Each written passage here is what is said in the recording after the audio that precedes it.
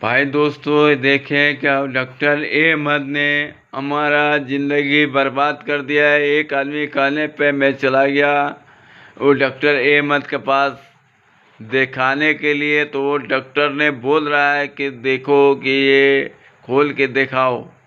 हम खोल के दिखाए, बोले कि डॉक्टर साहब बचपना में हर्निया का ऑपरेशन हुआ है, एक हमारे फूफा का लड़का कराया है। तो बोलते हैं कि देखो बेटा ये दूसरे किस्म के हाइड्रोसिल है।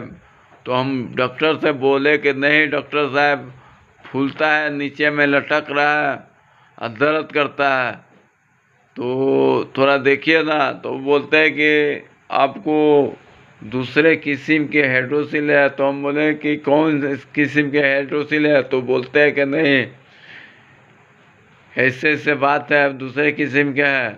तो हम बोले हर्निया किया होगा डॉक्टर साहब, हर्निया का हुआ है।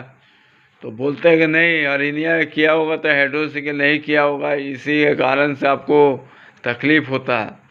तो बोले कि ठीक है इसका जांच हो। तो बोलते हैं इसका जांच वोच नहीं होता है, सिर्फ शुगर के जांच होता है। तो हमको इतना बात बताए।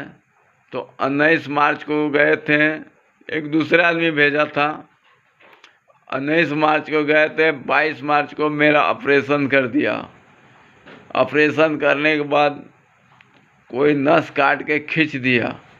खींचने के बाद वो डॉक्टर ने अंकोश भी काट के निकाल लिया। निकालने के बाद हमको पीड़ा में डाल दिया, चारों बगल घूमते रह गए। सारे डॉक्टर बोल रहे हैं गलत ऑपरेशन हुआ है।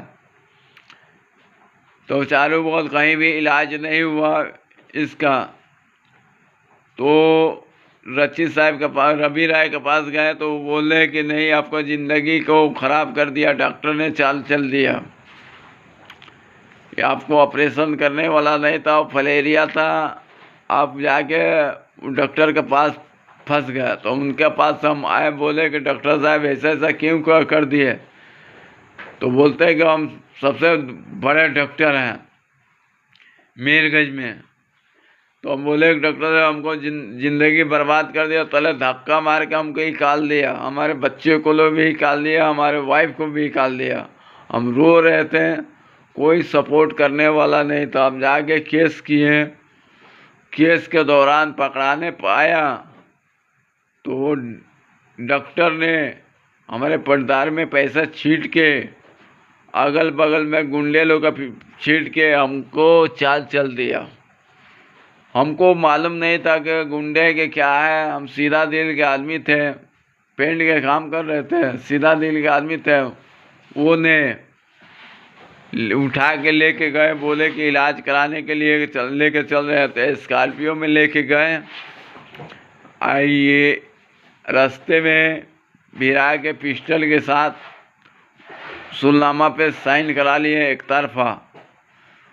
भाई दोस्तों, उसके बाद दोबारा अप्लाई किए तो सुनवाई नहीं होता है।